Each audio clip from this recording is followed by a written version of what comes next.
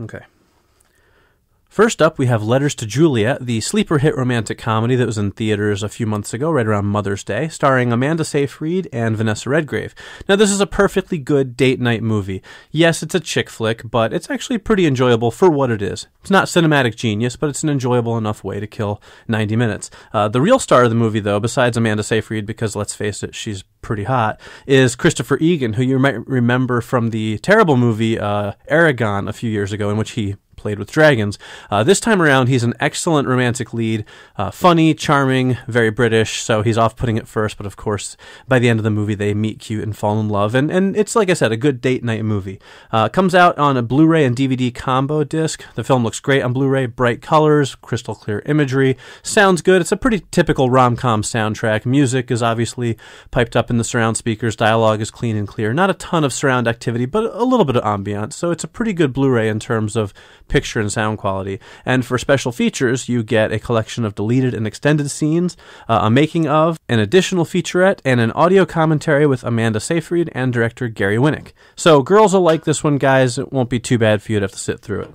Next up, speaking of guys, we have Sons of Anarchy Season 2, which is a show that will appeal probably more to guys than girls, but is actually pretty equal in terms of what people will find from it. It is, yes, a show about a biker gang, but it's a drama about a biker gang. As I've described it in the past, it's kind of the Sopranos in a small town on motorcycles. And it's a decent enough show. I know a lot of people like this show, and I can't quite get into it the way some people do. Good performances, solid writing, somewhat interesting characters, but by and large, it's not the type of show that I watch week to week. When it comes out on Blu-ray or DVD, I'll watch it and see what's going on, but it's not really must-see TV for me.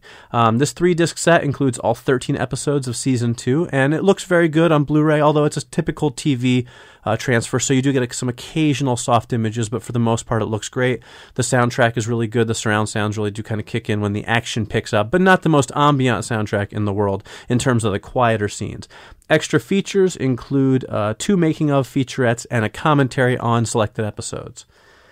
Then we have The Experiment, starring Adrian Brody and Forrest Whitaker, and this is actually based on a true story of an experiment in which people were taken off the street and placed in sort of a makeshift prison, with some of them being guards and some of them being prisoners, and it sort of is a social experiment to see what would happen. And as always happens, power corrupts, and absolute power corrupts absolutely, and the guards and the prisoners start to kind of go at each other pretty violently. It's a very dark, very bleak film. And while it is interesting, and you certainly get some great performances from Adrian Brody, it's really, it's kind of a tough film to watch. If you like sort of prison dramas and psychological dramas, you'll probably enjoy this film, but be aware it's not exactly light fare for a Friday night. Forrest Whitaker is also really good, although I'm kind of a little tired of him lately, but he does certainly turn in a good performance, and the rest of the cast is excellent as well. Now, this Blu-ray is interesting. I think it really captures kind of the feel that the filmmakers were going for, in that it's got a gritty, kind of grainy appearance, but I don't think it's a fault with the transfer. I think that's really what the film is supposed to look like.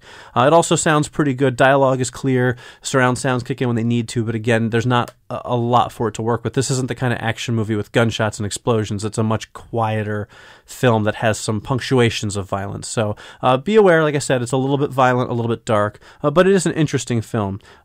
Interestingly also, there are no extra features on the disc whatsoever, which seems kind of strange to me for a Blu-ray release with some major actors starring in it, but that's what you get courtesy of Sony. Next up, we have Stomp the Yard, Homecoming. Now, for those of you who are fans of So You Think You Can Dance, you will enjoy this movie, as there are definitely some alumni from the show in it, and lots of dancing sequences. For those of you who are not fans of So You Think You Can Dance, this movie will not hold your interest. It does work in some dramatic plot lines involving the dancing characters, but they're really secondary to a number of increasingly exciting dance sequences. And if you like that kind of thing, they're great. I know my wife enjoyed it. She's a big fan of So You Think You Can Dance. As far as I was concerned, though, the movie didn't do a whole lot for me. The choreography is excellent, the cinematography is good, and all of that stuff shows up nicely on this Blu-ray, which is crisp and clean, and lots of bright colors, and some very excellent surround sound in terms of the music. But the movie itself doesn't really do too much to get me excited.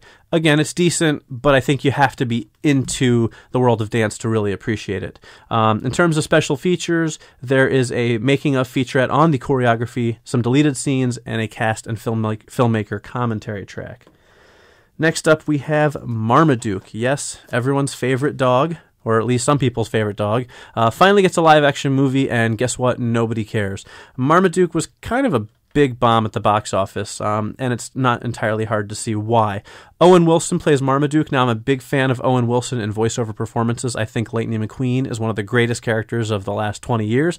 I'm a big fan of Cars, and he does a fine job here as Marmaduke, but the movie itself is just kind of lowest common denominator family fun with a dog and a cat, and nothing important happens throughout the entire movie. It's a lot of slapstick comedy, a bunch of lame jokes using puns about animals, and for the most part, maybe the young kids will enjoy it, but it's really pretty silly stuff. I can't think a lot of adults are going to really enjoy this film. But on Blu-ray, it's a pretty solid picture. It reminds me a lot of Beverly Hills Chihuahua. Very bright, very in-your-face colors, very clean imagery. The special effects, hold up well, and the surround sound is pretty active. This is a movie with a lot of cats and dogs barking and scratching and running and things getting knocked over, and so all of that really does come to life in your speakers.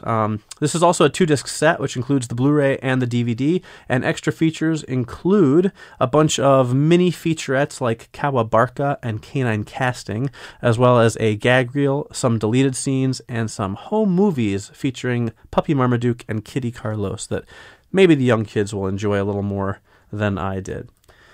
Finally, we have Abandoned, which has the unfortunate distinction of being Brittany Murphy's last film. In it, she plays a woman with a checkered psychological past who checks her boyfriend into a hospital only to see him disappear. And she has to try and find him, all the while proving that she's not crazy, with a bunch of people who are, of course, out to either get her and or obscure the truth. Ostensibly, this movie is a thriller. Unfortunately, it kind of lacks in the thrills department. It's not a bad movie by any stretch of the imagination, but it's just... I've seen this film before. In fact, I'm pretty sure I've seen this film before from Anchor Bay, who released this Blu-ray. It's just kind of been done in a lot of low-rent horror, budget movies, and so even though this has a big cast that includes Brittany Murphy and Dean Cain and Mimi Rogers and even Peter Bogdanovich, it's a well-acted cheesy film, but it's still kind of a cheesy film, and it's just not that suspenseful as much as it wants to be. It's unfortunate because I think Brittany Murphy was a talented actress, and it's sad to see her last role be in a film that was pretty much dumped straight to video, but such is how it goes. Now, this one's on Blu-ray again, and it holds up okay in terms of its audio-visual quality. Things are a little bit dark. I wish shadow delineation had been a bit better, but overall there's not really too much soft imagery or any excessive grain or artifacting that I noticed. The surround sound isn't quite as enveloping as it could be for a film that is trying to create a sense of ambiance, but it holds up well. The dialogue is clear. Occasionally the balance is a bit off. Some of the jump starts with the music can be a little bit louder than I would like, and I had to adjust my volume a few times, but it's not a terrible effort in any stretch of the imagination. And unfortunately, again, there are no extra features on this disc, which is surprising to me because I would have thought somebody could have put together a little tribute to Brittany Murphy. But there you have it. That's the latest Blu-ray reviews.